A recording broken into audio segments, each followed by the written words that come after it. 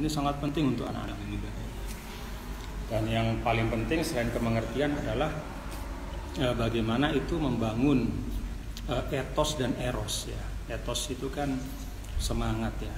Istilahnya kalau orang lain bisa menghasilkan sesuatu yang bermanfaat, masa umat Nabi Muhammad SAW tidak bisa? Ya, padahal kita kan disebut khairu ummah gitu. Jadi al khairiyah termasuk diantaranya adalah al naf'u wal intifa. Jadi indikator dari kebaikan itu salah satu diantaranya adalah kemanfaatan. Sejauh mana kita bisa memberi manfaat gitu. Jadi itu penting ya. Jadi tidak hanya kemengertian ya, tetapi juga bagaimana lebih lagi itu bisa membangun etos ya. Lalu juga membangun eros. Eros itu semacam kecintaan pada hal-hal yang baik. Jadi kalau kita lihat hasil teknologi yang demikian dahsyat, yaitu harus mampu membangun rasa cinta pada diri kita terhadap inovasi-inovasi yang bermanfaat ya.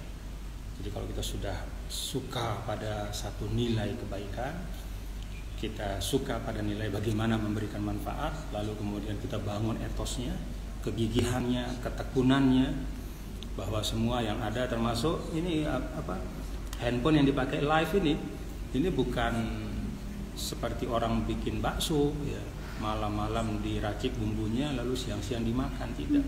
Tapi ada research and development, ada proses pengembangan, ada riset yang melibatkan demikian banyak ahli ya. Bahkan bukan hanya ahli di satu negara ya, tapi melibatkan expertise, experiences ya, keahlian, pengalaman dari beragam negara. Ya, kalau ada handphone misalnya ini kan, ini misalnya chipnya itu ya diproduksi di negara A misalnya, kemudian lensanya diproduksi di negara B dan demikian seterusnya. Jadi kolaborasi dari seluruh kreativitas, kemudian kalau bisa dijahit ya dalam suatu yang memang terkonsep, nah dia menghasilkan produk yang bermanfaat. Jadi perlu kemengertian dan perlu kita membangun karakter. Wallahu a'lam bishawab. Gitu Bang. Allah tabarakallah. Kakak ada pertanyaan nggak untuk Papa? Tapi tadi kakak suka sih Papa ngejelasinnya tantangan anak muda nih, peran anak muda terhadap perubahan-perubahan yang kita memang udah harus ambil peran di situ ya Pak. Iya. Jadi. Dan satu hal yang juga perlu saya sampaikan bahwa kan dalam kehidupan itu ada yang berubah, ada yang tidak berubah. Ya. Kalau aspek-aspek material ya, memang sangat dinamis ya. Kalau kita lihat misalnya zaman Nabi ya, ambil satu contoh bangunan atau arsitektur saja. Masjid Nabi pada zaman beliau sederhana. Lalu Masjid Nabi pada zaman setelah beliau mulai kemudian dilengkapi dengan arsitektur-arsitektur yang diambil dari luar Madinah. Lalu kemudian kita lihat sekarang ada kubah di situ. Kalau kita lihat kan kubah itu kan diambil dari Turki, dan Turki pun mengambilnya dari Romawi. Artinya untuk hal-hal yang sifatnya material dalam peradaban kita itu dimungkinkan untuk kita berubah terus sesuai dengan kebutuhan dan keperluan. Tetapi ada juga yang tidak boleh berubah ya. Itu diantaranya adalah kalau bahasa ulama itu usulul iman, usulul syariah, dan usulul akhlak. Jadi iman dan Islam ya, keyakinan kita, kemudian juga usulul akhlak yaitu nilai-nilai yang fundamen yang merupakan bagian tidak terpisahkan ya dari keimanan kita.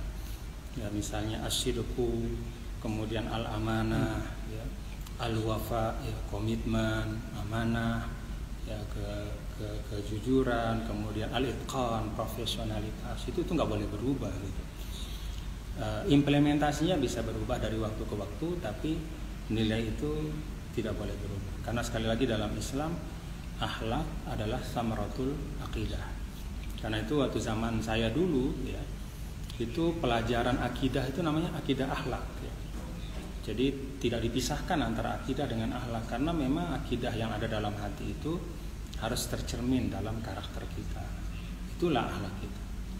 Jadi karena itu Rasul SAW kan sering menyampaikan la yu'minu ahadukum, ya.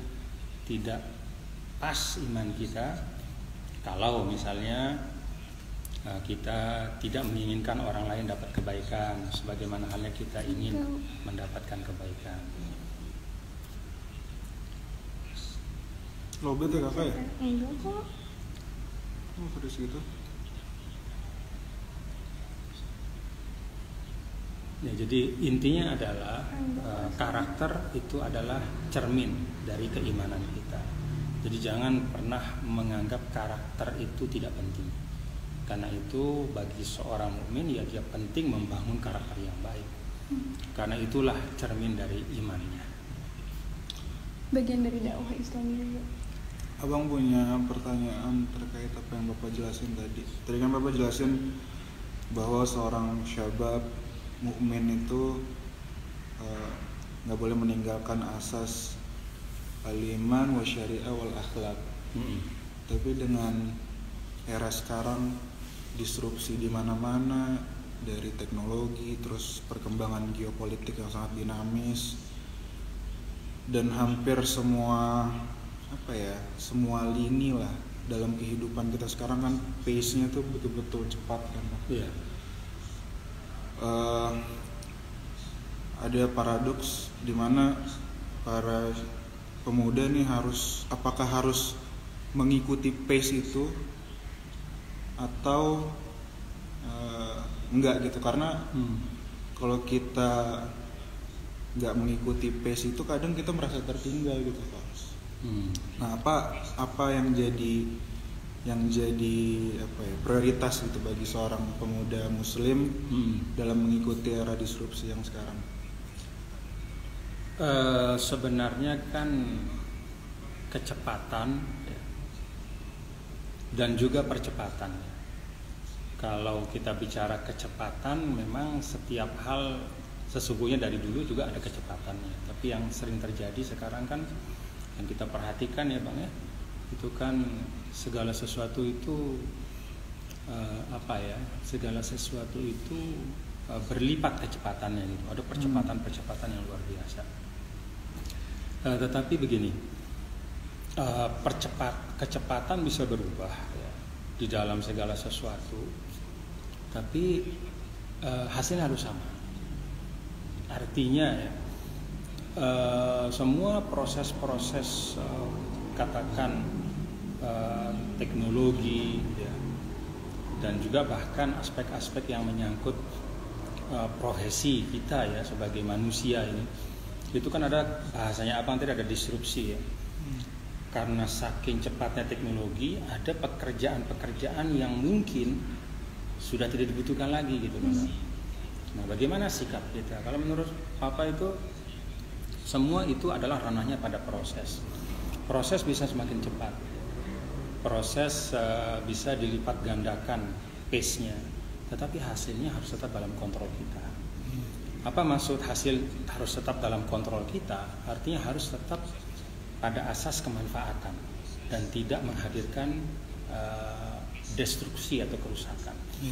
Jadi mau disrupsi kayak apa gitu ya. Misal nih, kalau dulu kita mau makan kita harus keluar kan. Tiba-tiba sekarang kita lewat handphone gitu bisa mesen gitu, makanan datang. Ini kan proses mempercepat makanan itu datang, tapi halalan thayyibannya tetap harus kita jaga. Misalnya ya, bahwa pola yang kita konsumsi harus terjamin halalan thayyibannya. Lalu kemudian dalam proses yang cepat itu kita juga kalau bisa ikut memastikan bahwa yang terlibat itu mendapatkan haknya, itu lebih bagus lagi ya. Jadi kita lihat, wah ini kalau misalnya katakanlah kalau aplikasi ini dia kayaknya memperhatikan betul hak-hak dari para pekerjanya, udah saya pakai aplikasi inilah gitu. Wah kalau yang gini kayaknya terlalu zolim dia nih, saya nggak usah ikut lah gitu. Jadi kita juga bisa ikut mewarnai dengan nilai-nilai kita Bang di dalam proses-proses yang ada. Tidak bisa sepenuhnya kita kendalikan proses karena dia cepat, tapi dengan independensi yang masih ada pada kita kita sesungguhnya masih bisa mengontrol. Contoh yang lain misalnya ya beragam aplikasi media sosial yang kita install di handphone kita. Ketika kita sudah install pun kita masih bisa memilih mana yang kita buka, mana yang enggak gitu. Jadi percepatan itu tetap bisa kita sesuaikan dengan nilai-nilai yang kita pegang. Jadi wallahu a'lam bishawab. Kira-kira gitu. Kau kemana? Pertanyaan terakhir dari abang untuk papa. Kan tadi udah kita bicara tentang asas-asas nilai yang harus dipegang oleh pemuda, terus bagaimana menyikapi disrupsi dengan pace yang sangat cepat. Terakhir mungkin yang sedang hangat juga dibicarakan oleh pemuda terkait ekonomi syariah. Ya. Kan sering juga Papa sampaikan bahwa Indonesia ini punya perangkat ekosistem ekonomi syariah terlengkap di dunia. Ya, di situ ada perbankan syariah, ada obligasi syariah, ada sukuk bunga, ada jaminan produk halal, ada asuransi syariah, dan berbagai zakat, haji, wakaf, banyak banget perangkatnya. Nah, gimana di proyeksi kita di 2045 gitu, menyongsong proyeksi Indonesia emas di 2045, bagaimana pemuda ikut berperan di dalam ranah muamalah yang menyangkut dengan ekonomi syariah. Suaranya didekatkan berarti maksudnya. Apa peran yang paling bisa pemuda lakukan gitu di dalam perkembangan ekosistem ekonomi syariah di Indonesia? Gini, jadi betul yang Abang sampaikan tadi ya, Nak, ya, bahwa Indonesia adalah negara Islam ya, yang perangkat regulasinya itu relatif paling lengkap ya dibanding negara-negara lain yang terkait dengan ekosistem ekonomi syariah. Tadi Abang sudah sebutkan kalau kita bicara ekosistem ekonomi syariah itu kan mulai dari bahkan dari pendidikan keislaman juga ya, pendidikan keagamaan, kita punya undang-undang pesantren, lalu undang-undang zakat, kemudian undang-undang haji dan segala macam ya. Termasuk juga yang secara spesifik itu menyangkut ekonomi syariah ya, ada perbankannya, ada asuransinya, ada obligasi syariah, ada beragam lah ya regulasi. Tapi yang perlu kita ingat adalah di dalam satu proses transformasi ya, merubah ya, sesuatu menjadi lebih baik ya, atau memasukkan suatu perubahan yang kemudian dieksekusi bersama ya, sehingga dia bisa menghadirkan apa yang kita harapkan. Kan kita ingin katakanlah semua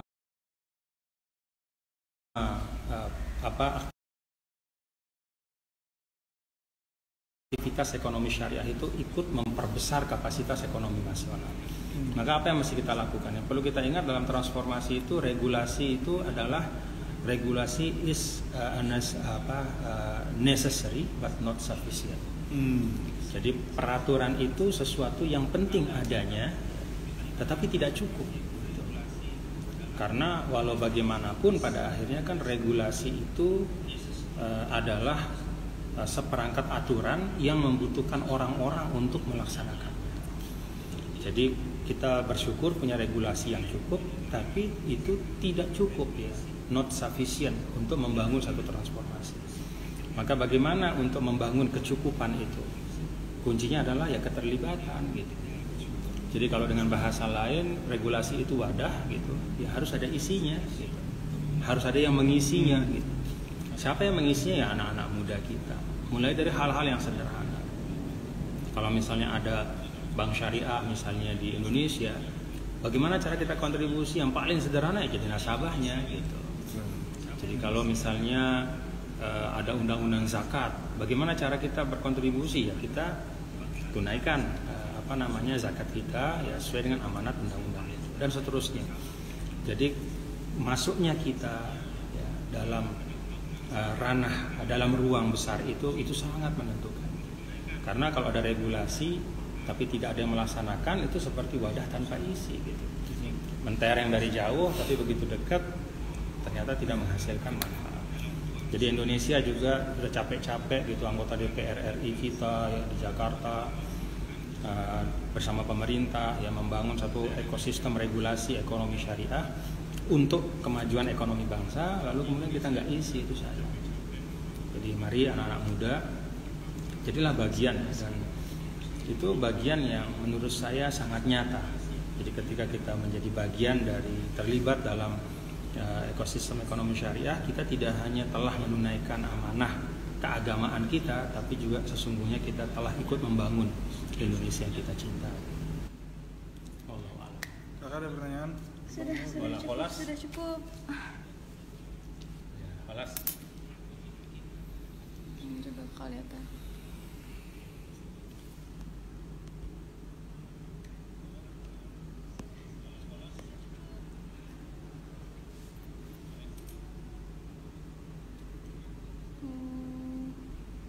Ya, semoga semua sehat walafiat ya. Itulah tadi sedikit diskusi dengan kakak dan juga papa, mudah-mudahan memberikan manfaat. Ini udah nanya adik-adik lagi di mana, lagi sekolah belum pulang. Lagi sekolah kakak Aza dan adik Hibi. Kakak Aza, adik Doain. Hibi lagi sekolah belum pulang. Doakan.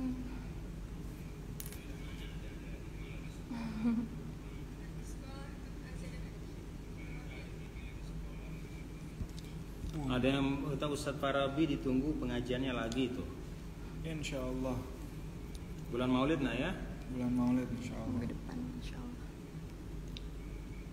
Jadi mengaji itu sebenarnya proses timbal balik ya. Bukan hanya berbagi ilmu, kalau kita punya ilmu walaupun sedikit tapi kita harus bagi, tapi juga pada saat yang sama itu juga memelihara ilmu kita. Jadi kemanfaatannya timbal balik. Jadi kalau kata Sayyidina Ali, begitu kita mengajar, itu artinya kita menyirami ilmu kita, sehingga ilmu itu akan semakin subur dan bermanfaat insyaallah. Amin. Oke, apa ada yang mau jawab lagi dari situ? Alas. Dah. 200 berapa tuh, banyak juga yang ikut live-nya pagi ini. Oke deh. Ada yang mengajak mari berbincang-bincang dengan himmah NWDI IAIH tuh untuk Ustadz Muhammad Rifki Farabi. Insya Allah nanti bulan Maulid banyak sering di sini. Suaranya kecil ya, nanti digedein dah. Enggak kok, tapi banyak yang bilang gede juga suaranya.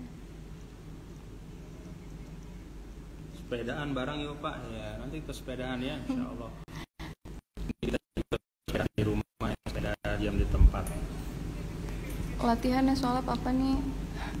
Jauh-jauh. Jadi intinya kalau bisa diringkas secara sederhana bahwa ada ungkapan ulama yang sangat masyhur ya. Satu, syubbanul yaum rijalul qad. Anak muda hari ini merekalah pemimpin di masa depan. Yang kedua, yang sering disampaikan oleh Maulana Syekh, guru kita, himmatur rijal tahdimul jibal. Semangat anak-anak muda yang memang punya semangat itu bisa meruntuhkan gunung-gunung yang tinggi. Semoga Allah berkahi ya. Amin. Assalamualaikum. Semangat. Assalamualaikum warahmatullahi